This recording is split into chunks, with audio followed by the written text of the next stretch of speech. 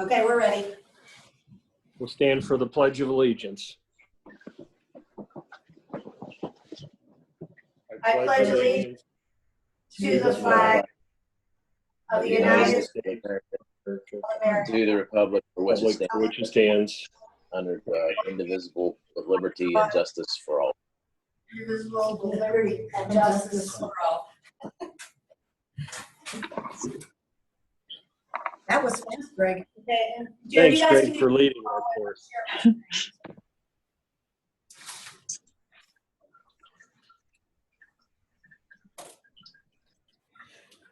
Okay, so the screen's shared, Jared, so you can go ahead. Okay, we'll call the meeting to order. Roll call. Beach. Here. Oops, wait, I'm okay. Dahl. Present. My screen's scrolling along. Philippos. Here. Harvey here. Kenders. Here. McLaren. Nogi. Here. Novacek. Excused. Okay. Eulander. Here.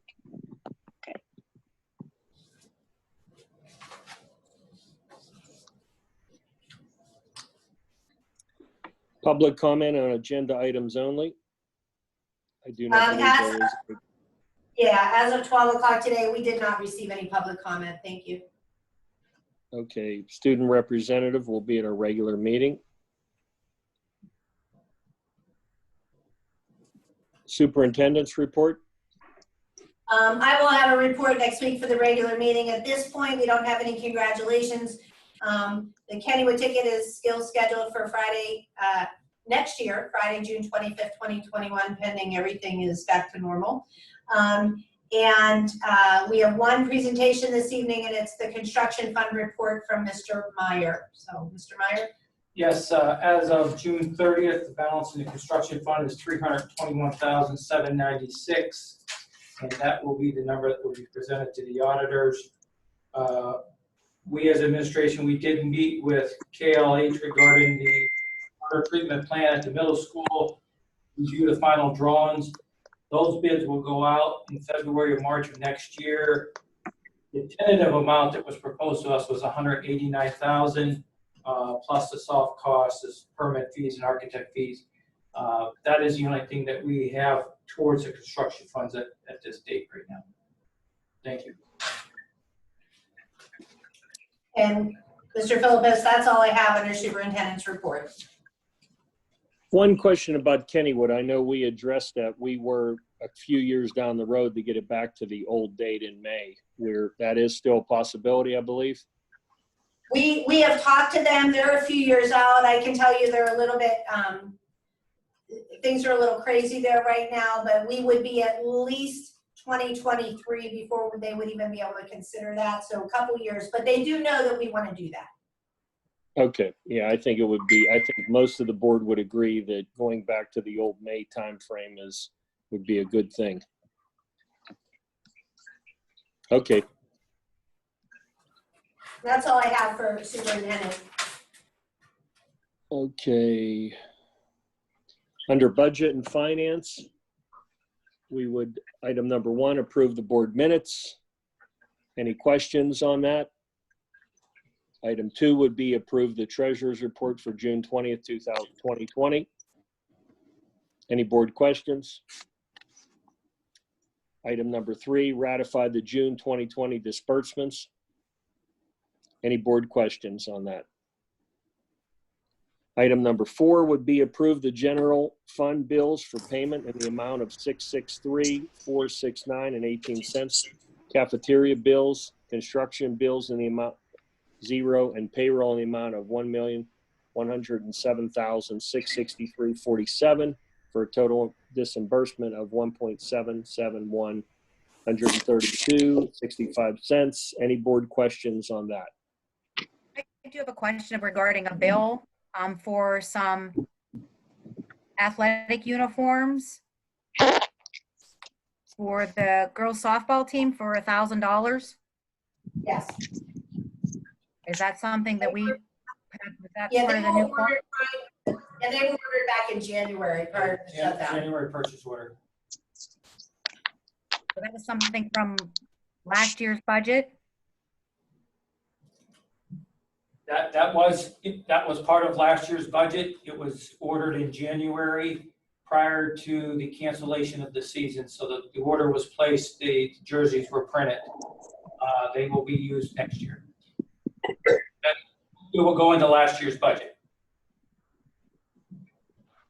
Regarding the budget, everything is finalized from the previous budget. Is there a number? I know people were asking like how much money, for sake of better terms, is left over because of COVID and things that weren't, the end of the school year being cut short.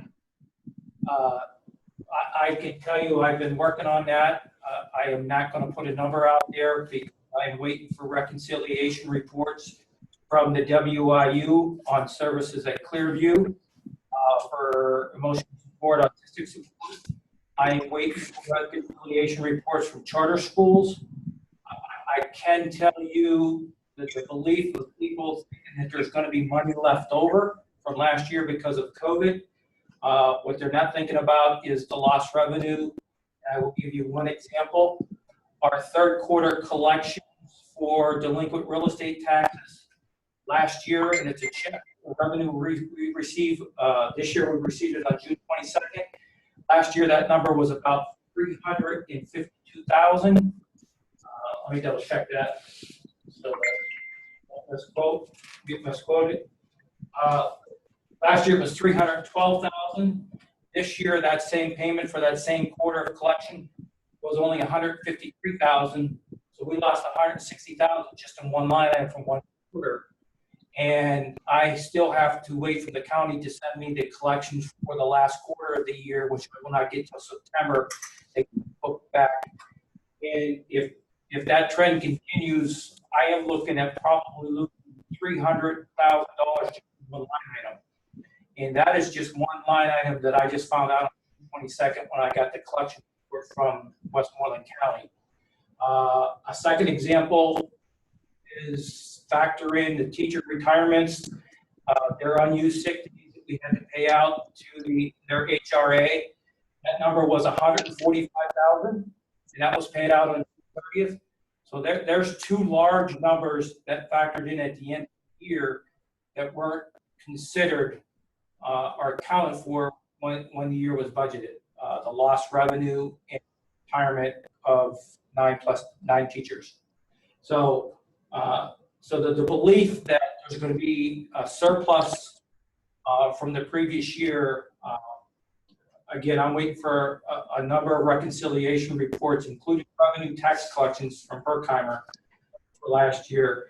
But I would not be sitting there saying there's going to be a surplus last year because of COVID. People were looking at the savings for athletic transportation, for example. Keep in mind, we paid 85% of our transportation bill out. And people are not factoring in what's going to be a lost revenue for tax collection. And I just went through and feel how that's going to impact us.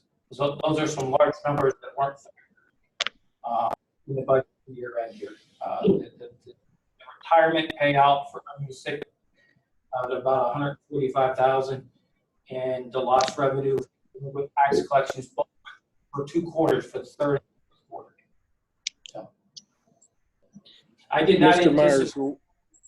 I did not anticipate the delinquent revenue for the third quarter, which are collections for January, February, March, to be that low, given the fact that COVID closure of schools only started on March 13th.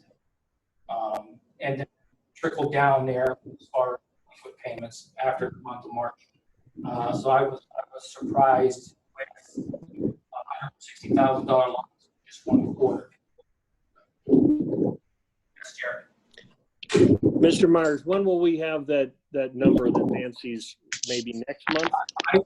I will be able to give you a tentative number at the September board meeting. I will close out everything by, I think I have dates set up for have everything closed out by August 27th. and then I will report it out at the September meeting. Please keep in Okay. mind that I have to wait for reconciliations that come from various outside providers. If you look through the checklist for the month of July, you'll see a lot of services for tuition, OT, PT services that were paid out for last year that we're only getting reconciliations in the month of July. WIU Clearview, for example, for some of their services, they only send us that bill once a year, and that's after the school year is closed. So, Thank you, Mr. Myers. thank you. Any other board questions on any bills in item 4?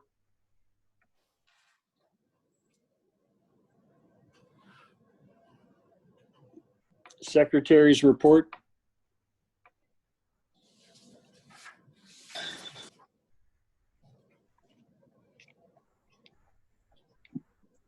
Executive sessions were held on the following dates: Wednesday, July 15th, 2020 for personnel litigation, Tuesday, August 4th, 2020 before the meeting for personnel litigation, and there will be one voting item next week.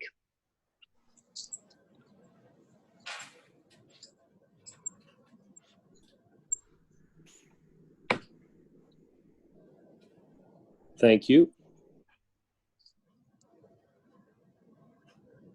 Under professional employees, approve the substitute list for 2021 school year as presented pending clearances.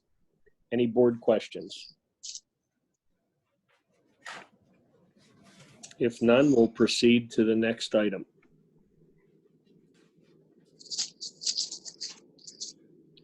Under classified employees, approve the custodial maintenance secretarial aid substitute list for 2021 school year as presented pending clearances. Under item 2, approve the hiring of Leslie Dahl as the nurse assistant at H.W. Good Elementary effective beginning of 2021 school year pending clearances and pre-employment drug screening. Approve the hiring of Tiffany Laverick as a nurse assistant at West Newton Elementary effective the beginning of 2021 school year pending clearances and pre-employment drug screening. Are there any board questions?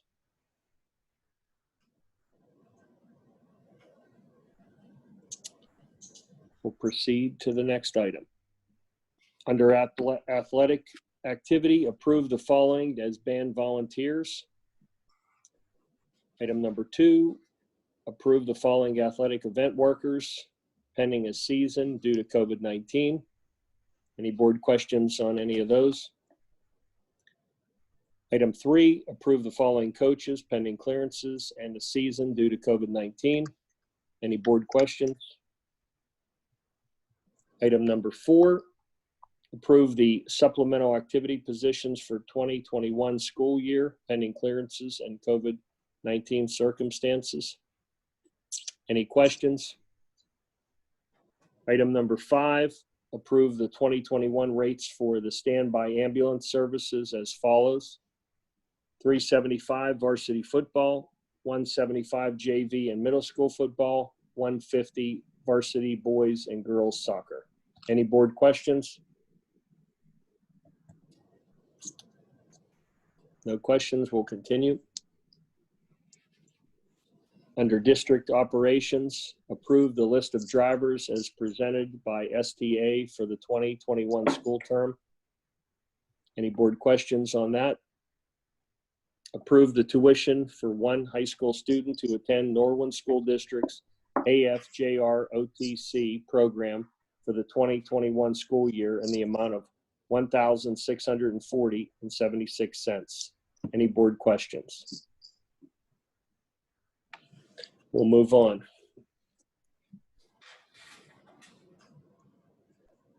Under board reports, the WIU 7 Legislative Council, Mr. Kenders. Yeah, just one issue real quick. That last meeting we just had the election of officers, and all the previous officers were re-elected for the president, vice president, treasury, and secretary position. And then they'll have there'll be 2 meetings in August, so I'll be able to report a little bit more as far as their position on some things here on the 13th. That's all. Thank you, Steve. CWCTC, Mrs. Dahl. We didn't have a meeting in July, but I will be there Thursday evening. We'll be picking another director, hopefully. And I'll give another report next week. Full week.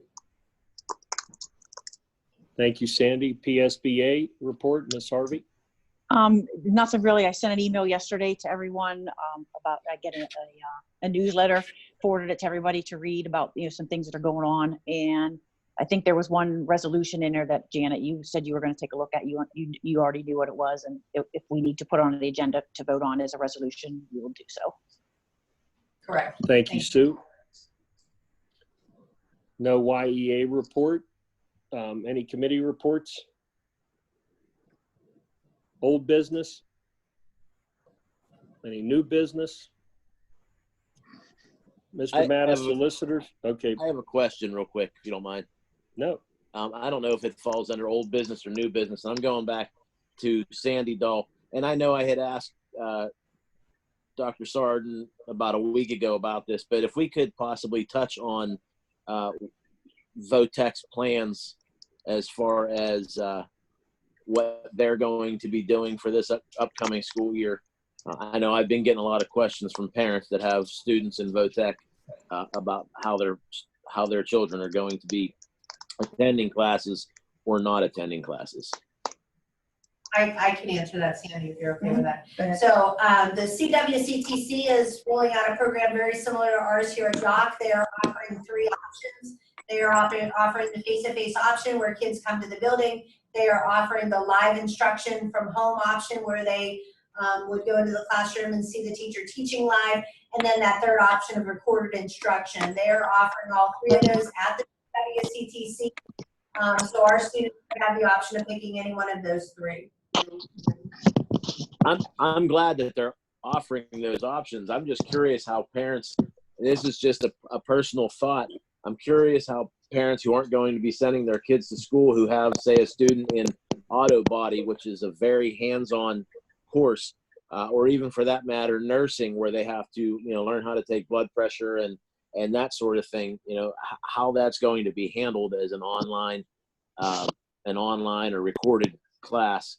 And I don't know if maybe for the next meeting, if we can get any other information in regards to that. I'll have something, but their concern was busing. So I think they're going to have the parents drive their kids back and forth because some schools are only going to be going 2 days a week. And this is a 5-day-a-week program. So the last I heard, their concern was with busing and how to get the kids to and from. Now, So, for York School And I can tell you on our end, as far as Yacht students go, so let's say, for example, we have Yacht students that maybe are on virtual learning and not face-to-face, they do have the ability to go to the live version of the CWCTC. Parents, if they want bus transportation for that, would their daughter to the school to get on the bus to go to the CWCTC. So it is no additional cost for us. And at the end of the day, they would be dropped off as they normally would be. So just FYI, we are providing transportation, but only as we would normally do from the school. So parents would have to transport either to there or here, depending on which is closer.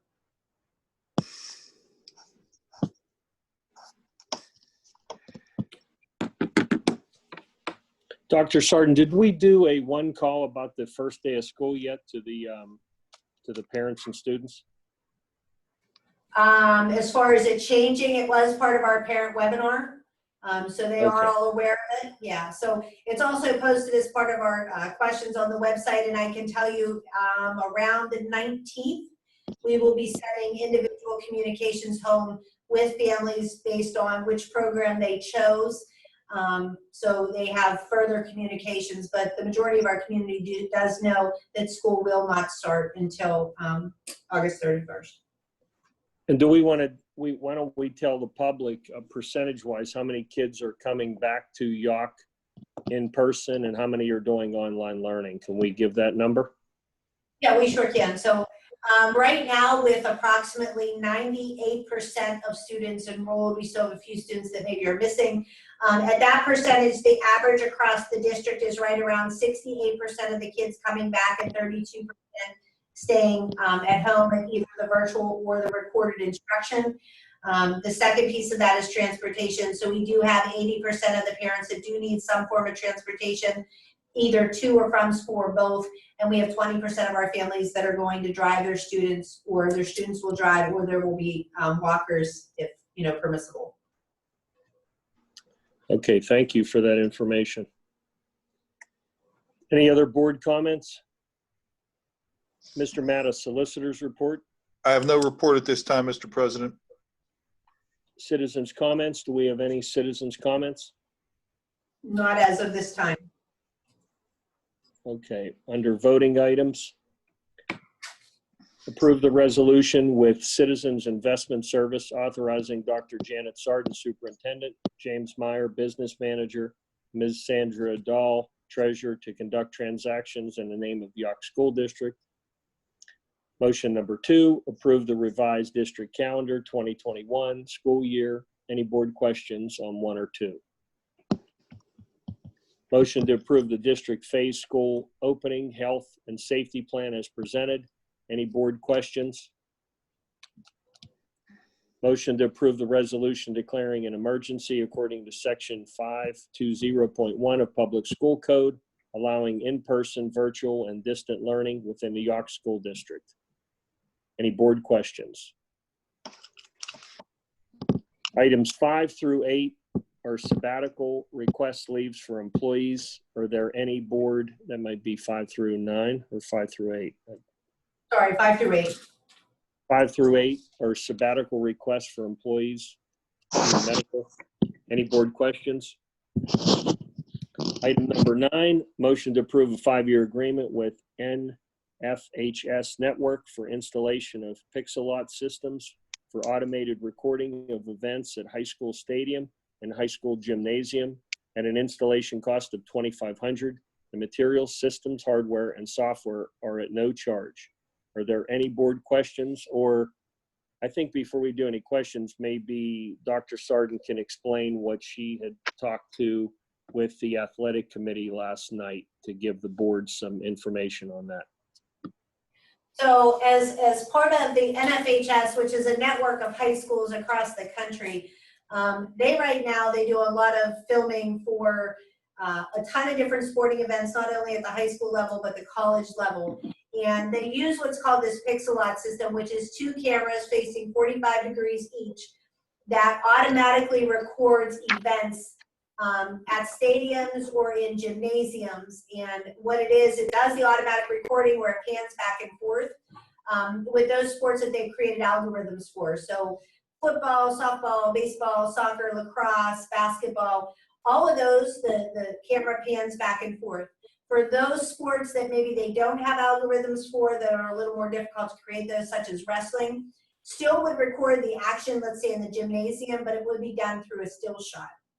The purpose of this is to be able to broadcast our events at our facilities out to families, knowing the current COVID-19 situation and the possibility of having to limit people within those facilities. This is a way that parents and community members and grandparents can still be involved in seeing students play. The cost of the equipment right now is at no charge. The only charge is the installation cost of $2,500. What happens with this system, any regular events, there's no charge to view them. For sporting events, it's a subscription. So families that want to subscribe would be able to subscribe to this service. It's $10.99 a month. And they would be able to get on to any of our sporting events and watch them either through the app. The app is played on Roku, it's on Amazon Fire Stick, it's on Apple TV. They would be able to log in and actually watch the event that was happening, whether it be in the gym or be at the stadium. The district would receive back for the first year. They give back a certain percentage of those subscriptions back to the district. I think if it's a monthly subscription, it's I want to say 10% back. And at a yearly subscription, if you have a yearly subscription, which is around, give or take $69, you receive either $20 or 20% back. I can't remember that number. It also has the ability to do some advertisements. There's 4 places on the actual screen where businesses could support us as a district, where you would put their logo up on the screen and charge whatever amount, and that could be an incoming revenue source for us that can be changed by game, it can be changed by season, or whatever you would decide to do, and we do have total control of that. It is a 5-year agreement. Years 2 and 3 of the agreement, you do not get back that small percentage of the subscription fees for them to be able to kind of get back some of their costs. But you do get those monies back in year 4 and 5. So it is a way for us to be able to work with our parents and our community members to still be able to do our events. And because it's automated, it doesn't require any in-personnel. Right now, I know for sure that Penn Trafford has it. I can tell you from the sports meeting that was held today in our conference that a number of districts are signing on to this. So if a parent has a subscription and they want to watch our team away, if that school has that Pixel system, whether it's at our school or another school, if they have that system, parents would be able to log in and watch any Pixel recorded game or event.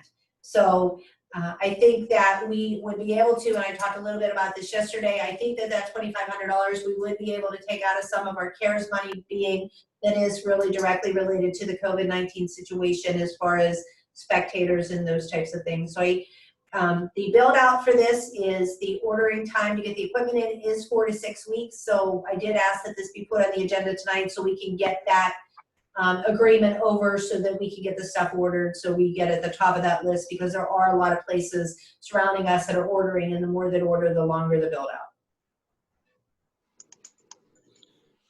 Thank you, Dr. Sarden. Is there any other questions in regard to item number 9?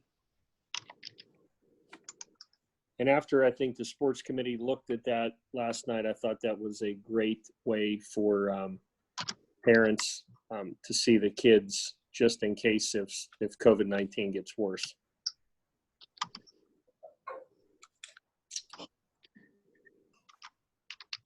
No other questions?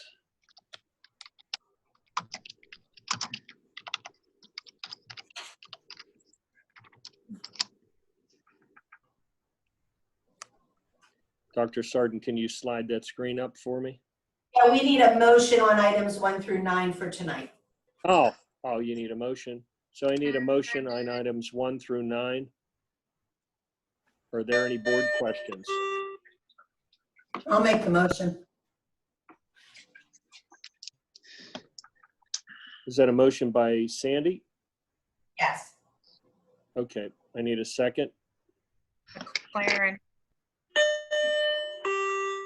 All in favor, aye. Aye. Aye. Opposed? Motion carries.